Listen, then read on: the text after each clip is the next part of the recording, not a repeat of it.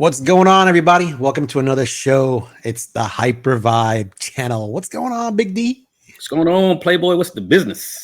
Man, listen, I swear we try to deliver some content for you guys. It's not difficult, but it's interesting. So, remember you texted me tonight, and you were telling me that you found some interesting things about AI and comic books. I'm like, okay, well, I know we talk about AI a lot.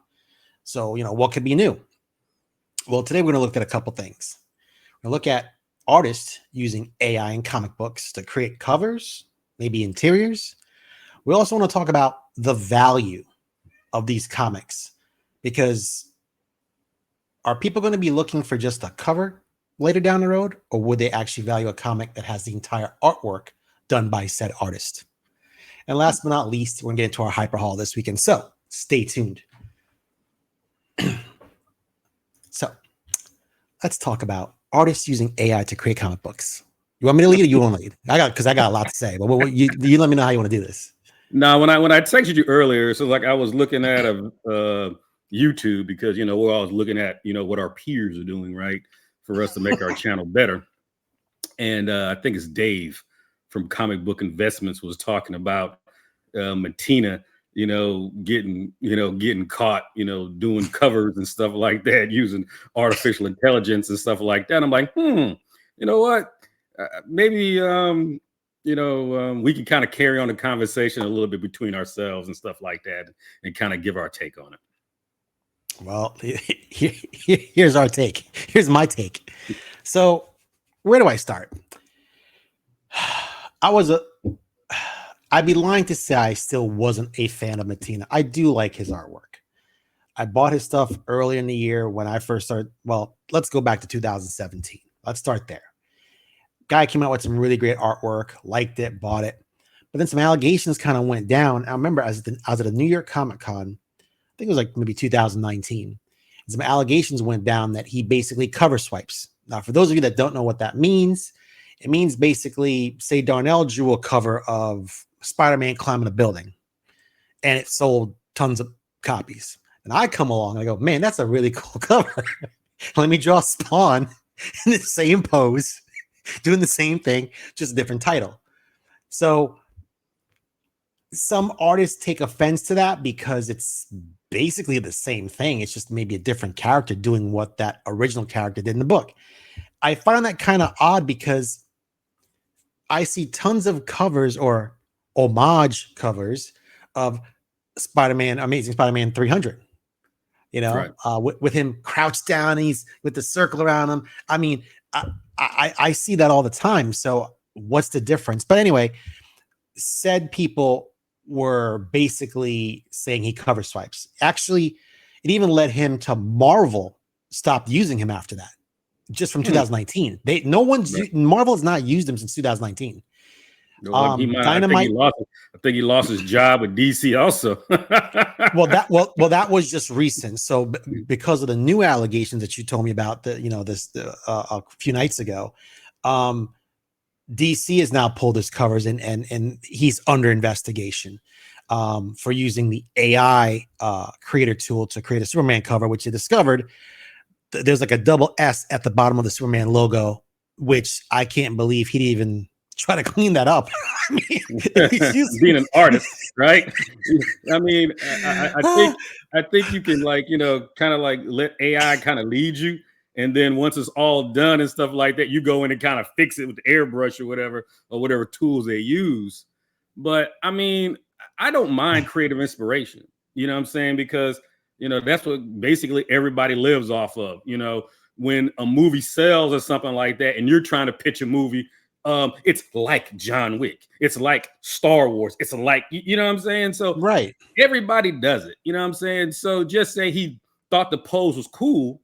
I said, hey, man, let me draw a character in a similar pose, maybe in a different background, a different environment and stuff. Me personally, I don't really see an issue with that. Copying is the best form of flattery or something like that, the words or whatever. So I don't see that as a really big deal. You know what I'm saying? But what I can say is that when you're using a machine or something like that trying to push it off as you drew it. You know what I'm saying? I think, you know, that's kind of low. You know what I'm saying? It's like, come on, man. At least tell us what you're doing. If you're trying to scam somebody, you know, at least let the team in on the scam, right? So Right. that's kind of how I see it. I mean, I agree with you there. So when I was younger, you know, and here's the difference, people, you know, Hypervibe fam, you know, when I was younger learning how to draw, if you take a piece of paper and put it on top of said artwork and you trace it, yeah, I mean, I guess if you're teaching yourself, that's great, but that is tracing and that's thievery, right? So when I learned how to draw, I had my, like, say, my Spawn #1, I had my drawing pad to my right and the book was to my left, and I would look at it. So basically I was trying to figure out what style I wanted to use, whether it was like Jim Lee's, you know, line rendering, or Todd McFarlane's line rendering, or Rob Liefeld's, whatever. So the book would be to my left and I would actually draw on pad and paper to the right. If that's cover swiping, I guess you can call it that, but that's how I learned to draw. You know, well, I you ain't trying to sell it. You know what I'm saying? You're trying to sell it as your own, you know? True. So that's where I have an issue with how far can this go? Like, how far do you take it? Because to me, like, like you said, if you're using the AI to kind of come up with some sort of concept or idea, and then you kind of put your spin on it, I don't really consider that cheating. But No. if you're taking something that's the exact same thing, or if you're using the AI to create something and then you're just passing it off as your own and doing nothing at all, like, for example, when he left that double S, that's, to me, to the pure laziness or he forgot. So to me, yeah, you should get caught, because you'd even go back to even like touch it up. Like you didn't. How could you not look at that and go, "There's something not right"? Were you maybe he's under a deadline? I have no idea. Maybe he was late for a funeral. I have no idea. Maybe he didn't even do it. You know what I'm saying? He had an intern. Had like his intern do it. Or his you know, you blame the AI. That's the person that's the machine that messed up. So it's just crazy to me. But like, what's even weird is that Adi Granov and Scott Williams, they're the ones that are calling him out, because they used to work with Jim Lee back in the day. Well, at least Scott Williams was Jim Lee's inker on a lot of his books, like X-Men, a lot of his books from back in the day. So, and they claim that Scott Williams and Adi Granov claim that he swiped a couple of their covers, and they're kind of ticked off about that. So this gentleman, like I said, I have not bought any more of his books since I heard of the alleged cover swiping in 2019. You know, I looked at him, man, like that, like this guy, like his line rendering, his artwork, his paintings were beautiful. I'm like, this guy can really draw some books. I mean, you know, he was kind of like the hottest thing that came out before all the hot stuff came out. What I mean by that is, I noticed him before I noticed Adi Granov. I noticed him before I noticed Mike Mayhew. I noticed him before I noticed, you know, God, what's the other guy? Damn it. It's on top of my head. But I noticed Matina before a lot of these guys that are now, Clayton Crane, before a lot of these guys really, really came. I noticed Matina before Ji Hung Lee. I noticed Matina before Kunkka. And all these guys came after him. And then he just kind of quietly disappeared, because once Marvel dropped him in 2019, it kind of put him on like a blackball list. You know, he was kind of flagged there for a while. And I think he just kind of kept low.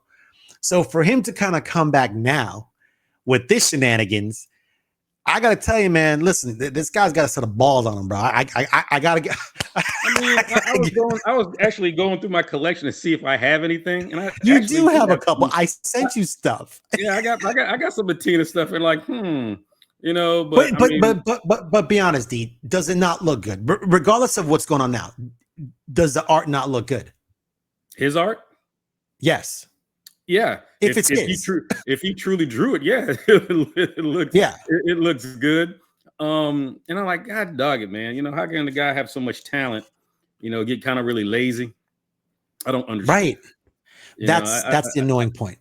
That's the annoying point. Or two, you know, just let people know what you're doing, right? You know, I mean, in the age of spin, you know, you could spin it, you know, using AI to help you meet deadlines, AI to give you more creative inspiration and stuff like that, that you're going back behind, you know, whatever the machine created or whatever and doing your own, you know what I'm saying? There's a lot of ways you could spin it and get the people like, oh yeah, that's cool. Absolutely. You know what I'm saying? Yeah. There's a way you could do it. You don't have to be shady or shisty about it. So, right. So, I mean, I'm kind of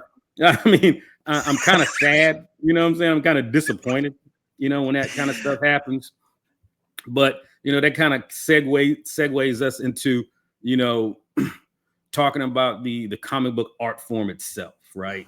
That when you take the human element out of it, especially when it comes to actually pen to paper, somebody drawing and stuff like that, you know, what does a hobby really lose? You know what I'm saying? You know, how are you, you know, more motivated to buy some stuff that's kind of like pre-manufactured? Somebody, you know, put some prompts in, push some buttons, and all of a sudden 13 pages of greatness supposed to come out of it.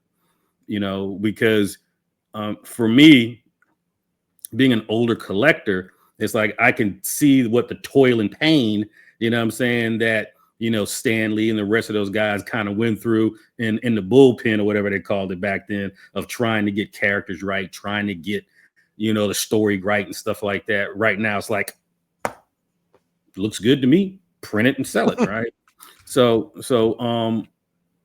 And then, you know, where are we at now, right? When it comes to artists, are we just cover swiping, right?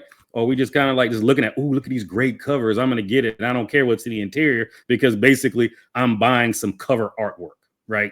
So, right. You know, when I'm going to show like a couple of slabs here of variations in time and stuff like that, right? So the first one I'm going to show is like one of my all-time favorites. Come on, man. It's in my like maybe top 20 covers of all time. Yep. Ji Hung Lee. You know, so folks, just so Hypervibe fam, just Darnell calls that the thigh gap cover.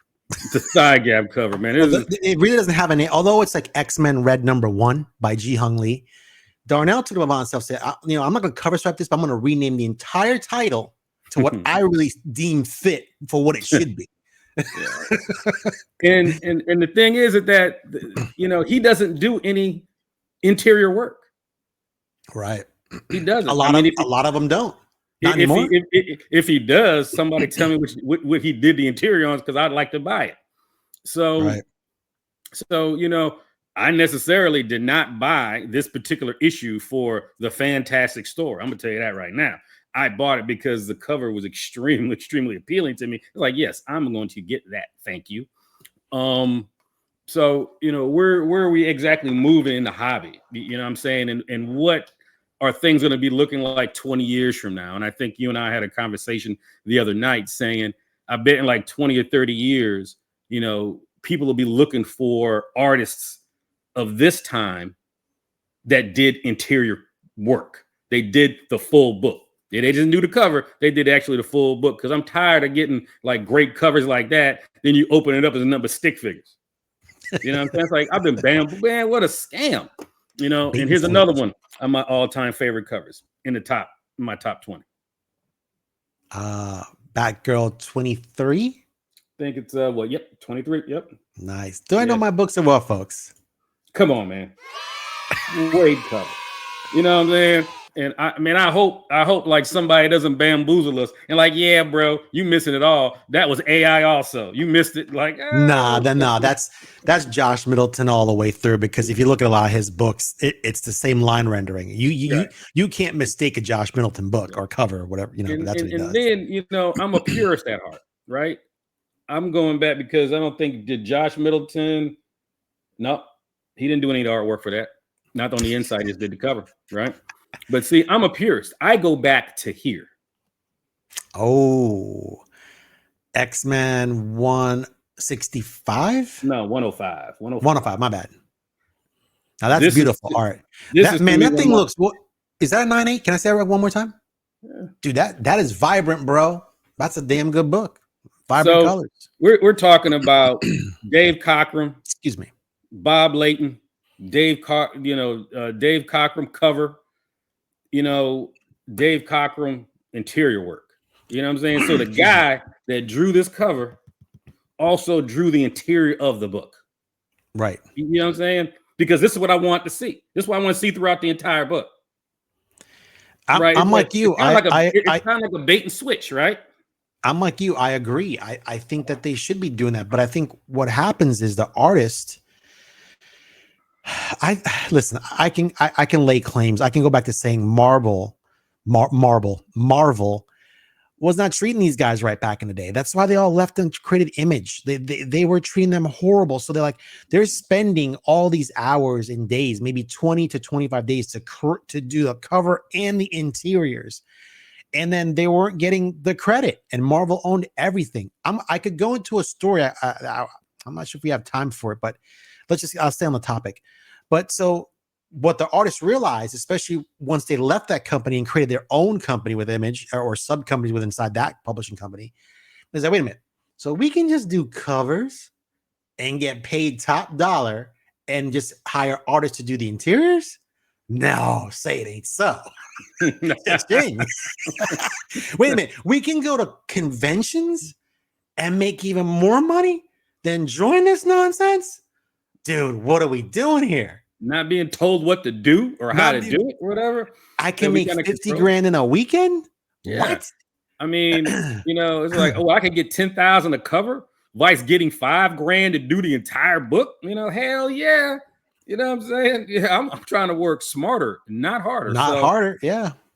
So, but yes, I think you're right. It kind of spawned from that to just have these people like, hey, I'll give you a great cover, because what do the comic book shops do, right? They pay Marvel all kinds of money. They find an artist, they do a cover and get the interior from Marvel, slap their name on it, Carnivore or a couple other companies that do that stuff and sell it. Right. I mean, if you and I, hey, Hypervibe, we can do our own whatever, just get the licensing and pay an artist to do a cover for us, and there we go, our version, right? Our Marvel gets their cut, we get our cut. Everybody's happy. Artist gets his cut. So I mean, it's really sad, where things could be going, But for me, it's not so bad, because I'm a purist at heart, and there's enough stuff for me to trying to garner and collect and stuff like that until probably I go to the grave. So I'm not that scared, at least. For me, as far as a hobby is concerned. Yeah, no, I mean, I agree with you. The comic book industry has been through so much. I mean, you had the crash of the 93 to 97 where things just went down, and then it came back in the 2000s. So even with the shenanigans going on here with the AI, with the cover swipes or the AI covers being done by artists, I think that over time, the books that we're looking for, especially the ones that have the cover and the interior by the artist, I think they're going to be extremely valuable. You're not going to be able to find those because those are dwindling. People are buying them. They're going to be growing their personal collections or whatever. So compared to the ones nowadays that you just get the cover, there's a ton of those. But most people, I'm gonna be real with you. I know a lot of people that don't even read these books anymore. It's all about the cover. Ooh, I love the cover, and they buy it. Right. Seriously. Couldn't even tell you what was going on in the story. They just like basically for the most part, you're just slabbing artwork. Yeah. But once again, there's a lot of those covers though. Like I said, I think the ones where, if you can find a high grade, like what you just showed me, X-Men 105, where Cochrane's doing the cover and the interior. I mean, yes, there's books of those around, but let me know how many 9.8s there are on the census. Not a lot. I guarantee there's a bunch of 7.5s and 7.0s and 6.5s and 4.5s. Yeah. But you're not gonna find a lot of those in really pristine condition, especially with, I was surprised how vibrant that front cover was. That book's old. I just kind of pulled, that one out real quick, but John Byrne, doing covers and interior artwork and stuff like that. Like I said, I'm still a purist. I would love, the In-Hook Lees of the world and Kunkas of the world that would also give their talents to the interior work also. I think one, the concept would be more valuable. Two, collectors would desire it more. They would desire them more and stuff like that. Because eventually, and I think that's why a lot of the comic books, really don't hold any value, right? The hype, like, ooh, look at that cool cover by whomever. And then, people just kind of move on to the next hot thing. right? So that book was up, it goes down, the next one goes up, and it's just like this roller coaster effect. But yeah. To add to your point real quick, to a lot of what you were just saying was going on, I say roll back 4 or 5 years ago, where you'd buy one of those so-called exclusive covers or variants, and you're spending maybe 30 for the Virgin, 20 for the trade. So you want them both 50, say call it $50 the bundle. Right. And you're laying out that large investment of cash. Now, when I say large, it is large because just think about that. You're dumping 50 books into some paper that you're probably never going to open because you want to slab it. Yeah, right. I mean, you could read the story online digitally, I guess. But however, it's going to probably go to CGC or CBCS or wherever it's going to go, or PSA now, whatever. But now what you're doing is, what companies are doing is, once you they sell the initial run of that comic, whether it's this Saturday where the exclusive comes out, 2 months later, the same business is selling it for like $30 for the same set or $20 for the same set. So, man, I remember one time, I'm not to cut you off. I remember one time you got mad. You was pissed off because you had paid a whole hell of a lot of money, like 4 or 5 months, when the book came out, and then 4 or 5 months later, they had them all on discount on the website. Yeah, for like $15. I can't remember what it was. They had them on clearance. They were just trying to give them away. And a few months before that, you had paid like $70 or something like that. Man, you was mad. It's weird because CGC was so backed up back in the day that when you sent the books out, you weren't getting them back. You weren't like, now CGC is probably about a month or 2 months behind, which isn't bad. It is. Let me stop. If you get the book pressed, it's going to take 2 months. If you don't get it pressed, it's a month. So that's not bad. It's the turnaround time is 200% better than what it was. But back in the day when he and I were collecting, I'm sorry, man, even CBCS, I was waiting a year for my book. So think about this. If you shell out $100 for the book, then another 30 for the slab, another 15 for pressing, $20 to ship it there, and $20, you're in this book about $200. Now, if it takes a year to come back and that same company you bought it from is now selling for $50 or $20, when you go to post it up on eBay, you can't ask for that price because the whole thing is screwed up, and that's what these companies were doing. Yeah. So I never got, me, I never got caught up in that. I even told you, like, yo, bro, I'm not doing that, man. You get your heart broken. So one particular book that we were looking at together back in the day was that Ghost Spider. Oh. And I can remember when that book was like, yeah, man, it was like asking for $150 when it came out, somewhere around in there, like 75. It was $100. Yeah, and I'm like, man, I ain't doing that, man. It's gonna come down like everything else. And that book never came down. That Ghost Spider, that book never ever came down. It kept going up. I want to say it reached a peak, man. It got up to like $1,300, $1,400 or something like that, man. It's regressed a bit, right? But still. If you would have bought it for $100 and stuff like that, that particular modern book has pretty much held pretty good value overall. You know what I'm saying? It hasn't like gone back down to cover price like some of these books have gone. So the funny thing, as a matter of fact, I'm still feeling some type of way that you snaked that from me when I wasn't looking. That Dora the Explorer, they call me swiper no swiping. Man, I was so mad, bro. I was really feeling some type of way for a long time on that, bro. I as a matter of fact, I owe you one for that. But anywho, you need to stop. Need to stop. It's funny because when I saw that book, that it's a Ji Hung Lee cover, and he'll throw it up we'll throw it up in a second so you guys can see it. But I was like, wow, that's when I first found Ji Hung Lee, and I was unemployed. I was unemployed at the time. I lost my job. I just moved to Florida to be closer to my kids. And I was working for a guy in Orlando, and just a lot of shenanigans going on. And I'm like, I'm done with this. Driving 2.5 hours each way every day to go not get paid was ridiculous to me. Anyway, so I was unemployed, and I wanted to call up D, but I just met D like the year before. Or I think, not even, maybe 6 or 7 months before. So I'm like, I should be like, yo, bro, I know I don't have any money, but I'm telling you, I got a feel in my bones that this book is going to be this is the hotness right here. We need to get like 2 or 3 of these covers, and I'll pay you back once I start working. But I felt embarrassed to ask you to go do that. And then I think 2 months later, this book went from like $100. I'm not going to say the place where I saw it because I don't like that place, that they're the only ones that had that damn book. And I hate that place. I'm not going to say who had it.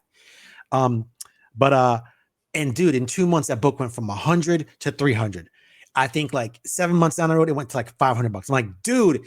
So, and I showed you the cover. You're like, yo, what is this? I'm like, this is Ji Hung Lee, bro. You're like, yo, can we get this? I'm like, it's a modern. I don't know if you're going to buy this. A lot of money. You're like, moderns ain't shit. You're like, how much is it? I'm like, 500. You're like, hell no. It's going to come down. I'm going to wait. Man, that thing, man. Because it actually, during the comic boom, that's when it kind of materialized around in there, right? At the start of kind of like the comic boom. It's like, come on, man. It's like, yeah, but I'm still trying to find that book. But yeah. Well, the other one that we also kind of gave up on was the Thanos 13. I had that one. I had it. I messed it up. I was putting it in the bag wrong in my rookiness and stuff like that, and I turned it from a 9.8 to a 9.6. Because remember, it had that really bad ink on the back of it. And used to rub off and stuff like that. It was cheap ink. So, sliding it out of the bag, just like by where the staples were, the ink just came off. 9.6. Yeah, I had a 9.4 and I sold, and I should have kept it because a 9.4 right now I think it's like $700, $800. Yeah, I got my 9.4 for like $200. I got rid of it because I didn't want to keep a 9.6. So I wouldn't mind having that book back if I kind of saw it in a while and stuff like that. And it was at same here. Right? Then I'll probably pick it up. So same here. That's a really cool cover. So what Star Wars shirt you wearing? You better be wearing Lucas era Star Wars and not this Disney shit. Well, I got this one, but forget my shirt. I'm looking at that One Punch Man shirt. What's up with that? That's the hotness right there. One Punch. This, I want to say that I picked it up while I was in Japan. Really? Yeah. Well, I was at, some joint, I'm saying they were selling a whole bunch of shirts and stuff like that. And why I ended up buying it was because it was all in English. It wasn't in Japanese. Like, that's weird. You know what I'm saying? So I'm here in Japan, but there's no kanji or hiragana or anything like that, or katakana on it. Oh, okay, I just buy it. You know what I'm saying? So yeah. So I picked it up. I like that shirt, man. While ago. That shirt's hot. I like the color too. That's nice. And I keep a lot of different types of T-shirts and stuff, like when I'm kind of lounging around the house and stuff like that. Nice. But yeah, I'm a One Punch fan, waiting for whatever season's gonna come out and stuff like that we can have discussions about that. So what you got for the Hyper Hall? Let me see. Let's do that. All right, Hyper Vibe fam. It's Hyper Hall week. So I think you guys remember the last show. You heard me talking about a show I was watching personally, and just to show you how enthusiastic I am about this show, I went out and got this right here. Man, tell me that's the reprint.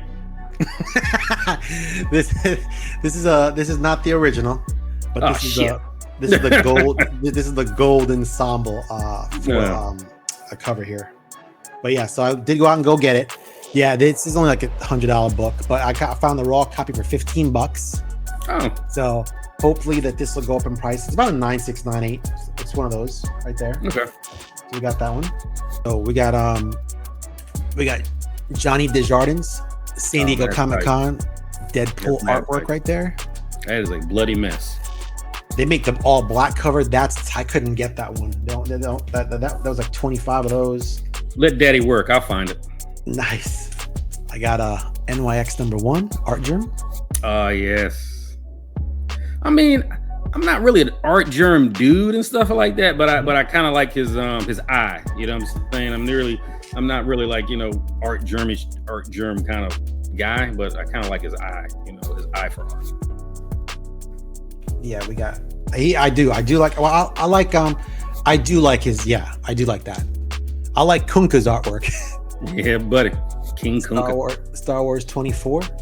Inquisitor. I mean, I never pinned you as a Star Wars fan, but okay. You'd be surprised. I have a short box full of Star Wars. Hmm. Picked up an oldie but goodie. Yeah, that's All 377. God dang it, bro. Get rid of them little Spider-Man heads down at the bottom corner, man. Get some damn newsstands, bro. Man, I ain't you, yo. I don't got your ducats, bro. Last but not least, J. Scott Campbell, Psylocke, X-Men #1. Okay. Go ahead. Go ahead. That is my hyper haul, sir. Let me see what's going on with your hyper haul this week. I'm super excited to see what you got. So, hypercar kind of small. So I got a couple of things going on here. I got a couple of things I ordered, finally got back. Got an unboxing, and I have a gift for you. Oh, well, thank you. Let me give you a little. Yeah. Well, you probably can't hear it, but it's a cheer. So, of course, man, you know I'm still on my my pre-code hard vibe. So pick this up. Nice. I love those reds. It's amazing to me. I would like to know the ink they used back in the day, because I know it's an older book, but man, it looks good. There's probably a lot of lead content in there, probably. Who knows? Don't lick the page. Yeah, don't lick the page. You know, you probably smell it and get like, you know, formaldehyde, mesothelioma, or whatever they call that stuff, some sort of conjunctivitis. You're breathing too much, right? Love that cover. It was one I was looking for a while. I mean, it's probably like maybe like a 4 or 5 at best, or whatever. A little pressing and cleaning, may, you know, flatten it out a little bit more and stuff like that. But you know, come on, bro. That's hot. Yeah, you thought it was gonna be a normal day in the office. You know what I'm saying? You know, you got an axe, you know, coming towards your head, right? The coffee wasn't turned on. Oh man. Yeah. And then for this cover, there is a more famous one, but this was kind of like, you know, I'm not sure which cover came out first, but anyway, let me show you. So this one here. I like that one. Vault of Horror. Yeah, there's another cover. I'm not sure, you know, what issue it is or whatever, or whichever title it is, and it has like the hand, this one hand kind of coming out of the ground and stuff like that. That was a pretty expensive one, and I'll probably put it up, you know, in the screen here. So I got those two. I like and that. then of course the unboxing. Darnell loves to unbox, folks. If you don't know, you know. So I don't know what to expect. I know what I bought, right? But I've never bought this person before, so. Oh geez. Let's figure this out. I get my stuff. I gotta open it because I'm always afraid of being bamboozled. Yeah. I mean, being bamboozled on camera. I mean, this is not necessarily live, but still, right? So, now, this book here, I have a raw one, right? Okay. But and I have a raw one, and it's newsstand. And newsstands are kind of hard to come by for this particular book. Book's not very expensive, a couple $100, if that. But really hard to find in a newsstand. All right.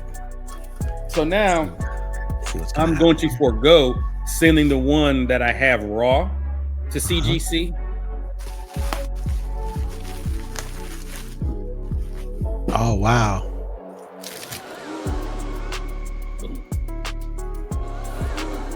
Holy smokes. That's nice. So, one of the reasons why this particular issue, this particular comic, you know, that holds a strong place in my heart, because I can remember this is one of the first books I've ever read sitting in the 7-Eleven on the floor off the rack. I remember you telling me that story. So was this John Byrne or Tom or Cochran? No, this is as a matter of fact, it's Paul Smith and John Romita Jr. Oh, Romita Jr. Okay. And Paul Smith did the cover. Okay. Right. Then Bobby Wyasek did some of the art. Nice. But I mean, I just love the cover. It I have a lot of memories, you know what I'm saying? It's nostalgic. Yeah. So, like I said, it's not like, you know, this is not a blue chip book or anything like that, man. But this is one I was hunting for in the wild. I mean, I really wish.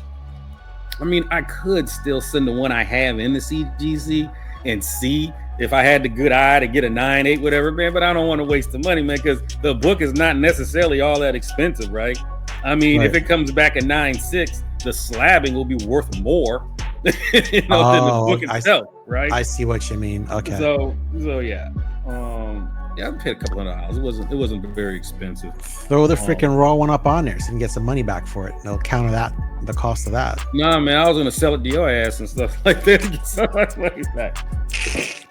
But I have something special. Just hold my X-Men 94 and my Hulk 181 from me. I got two of them, bro. I'll get you your cash. Don't worry, it's coming. So for being such a good friend, I have just the day you told me that I cheat you out of books, that I send you crappy books. Oh no, man! It's all about that was hurtful, bro. You're a hurtful motherfucker.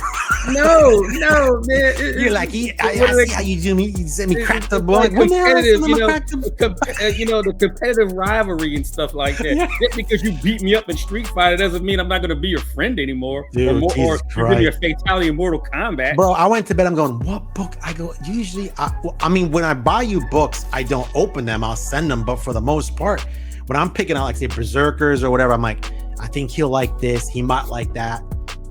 So now that's why you say what I send you. I just send you graded books because I'm like, what? But you bought that Ghost Fighter, but didn't get me one too. Oh, so you're still hell bent about that, bro? That was a luck find, bro. That was a luck find. I couldn't believe when I saw it, and I emailed the guy, and it was kind of shady, bro, because he was like, "Nah, man, what you gonna do? See, send it. Don't send friends and family." I'm like, "Oh no!" I'm like, "Oh no, dude, seriously, no, bro." And so I think I texted you. I'm like, "Yo, you know this motherfucker over here, bro? Like is he cool?" You're like, "He's cool." Like, still, bro, because he was brokering the deal. It wasn't even going to him. He was going to somebody else in like Sarasota. I was like, I could drive and go pick up the book. So anyway, I got something special for you. And before I will find your Ghost Spider, damn it, I promise. I'll find your Ghost Spider. I'm just messing with you, but it was messing with me for like a week, man. I couldn't sleep because I missed it. I'm like, God darn it, man!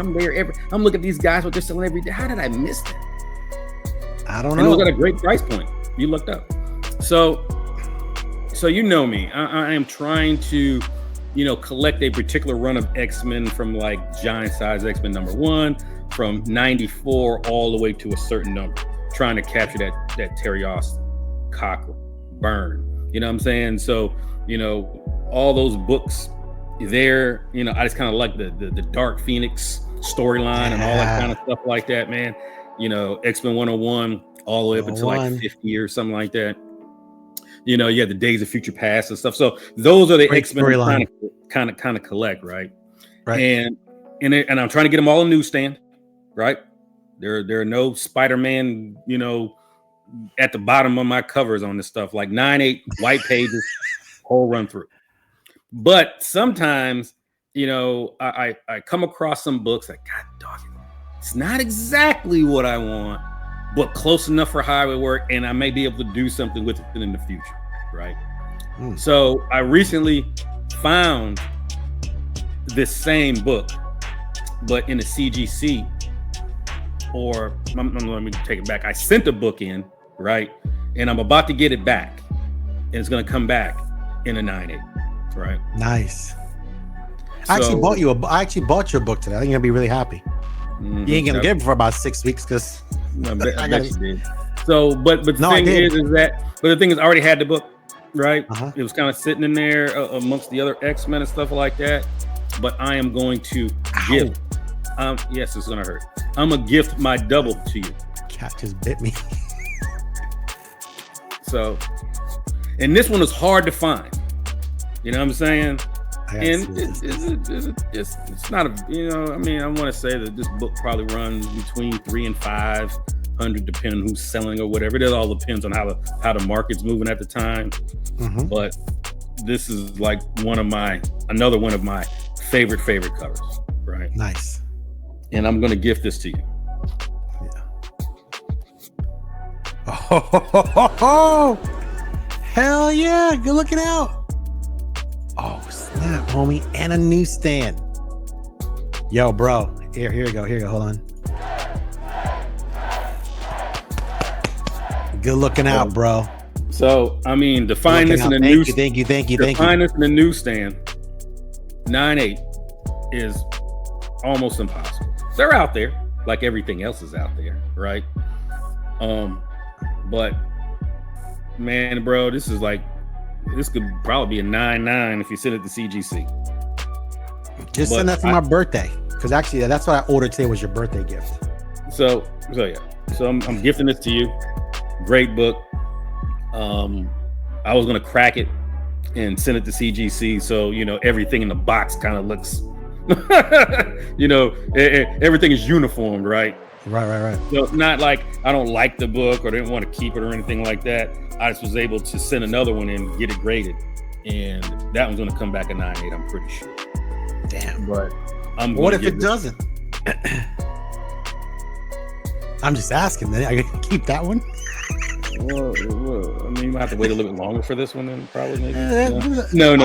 I'll take the 9.6, bro. I'll take the 9.6. No. This is a great book. This is one of my favorites. One of my favorite books. One of my favorite covers. When the Hellfire beat the crap out of like an X-Men. Just beat that. You know what I'm saying? Sebastian Shaw and the Hellfire Club just ripped them a new one. You know what I'm saying? So folks, if you don't know anything about Darnell, let me explain to him a little bit about Big D over here. So he any Spider-Man cover that Morbius or Sandman or Goblin is kicking Spider-Man's ass. He's all about that. So the fact that the Hellfire Club is beating the crap out of the X-Men, that's right up his line on what he likes to see. Man. So what you talking about? Like what's it? Spider-Man. I want to say 125 when Man-Wolf is backhanding, you know what I'm saying? Backhanding damn Spider-Man. The one when Luke Cage is giving him a right cross on the cover. And there's another. Oh yeah, Morbius. Throwing him off the building with the open hand pimp slap. You know what I'm saying? So those are any cover with damn Spider-Man. Being done some type of way, being manhandled. Being manhandled and stuff like that. Darnell's there. Am I a Spider-Man fan? A collecting? Not necessarily. It's like maybe only certain issues, what I'm saying, that I collect for Spider-Man, but I'm not like a Spider-Man fanatic. Right? So where other people Spider-Man this, Spider-Man that, like there's only maybe certain issues, that I'm looking for, Spider-Man 50, First Green Goblin, things of that nature. Anything with, Spider-Man being pummeled on the cover and stuff like that. So, but yeah. I'm surprised because I was going through my collection the other day and I have a lot. I think Spider-Man is my most collected comic. Now, mind you, I haven't read a lot of them. Right. I was surprised I had 4 or 5 boxes filled. Between Spider-Man, Venom, Carnage, Gwen Stacy, MJ, whatever is Spider-Man related, but they're all in there. I was surprised. My next biggest box was X-Men.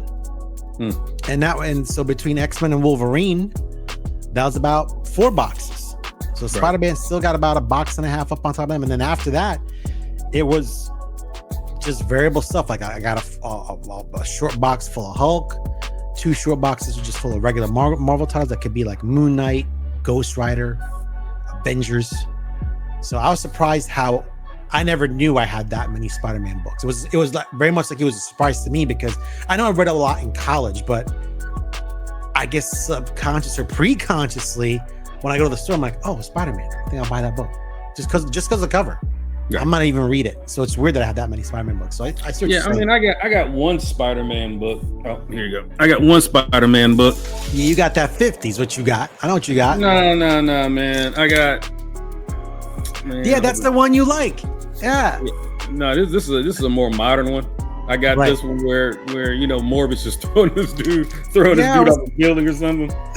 This is like 2013. It's like 699.1. Book ain't worth anything, but I just love the cover. I like, hell yeah, who did this cover?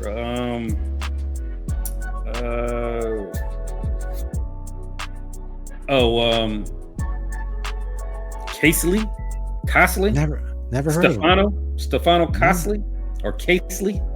Never heard of him. Great cover though.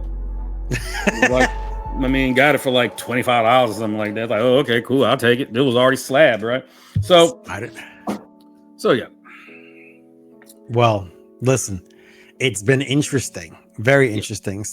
So, as you see, guys, we're always going to be talking about AI because there's a lot of things going on in the future that if you're not up on AI, what do you always say? Go ahead, say it. Well, I mean, AI is not going to take your job, but somebody utilizing it will. Exactly. So we're very interested in this new application that's out there. Oh, and if anybody's interested, if you want to create comics, not that I'm giving them a plug, but Comic Maker AI. That's what a lot of these guys are using. That's the software. So comicsmaker.ai. And it does a lot. It is extremely powerful, that software. But like I said, I feel bad for Mattina. I've always liked his work. If he did it, if I ever find out that that's not him or he didn't even draw those, then I'll be really hurt. He's on like some Milli Vanilli type shit, right? The fake lip syncing. He hired somebody else to do all the work for him. Like, can you imagine that comes out? Like, I'll be like, I can't believe this, because I do like his covers, but it is what it is. So, guys, listen, we appreciate you guys watching us this week. Stay tuned. We got more stuff coming up for you guys. Great content. Remember to like, subscribe, and please comment. We'd love to hear what you think. We like the feedback, constructive, whatever. We want to hear it. But for now, I'm Errol. I'm Bruno. Thank you for watching. We'll see you next week. Peace.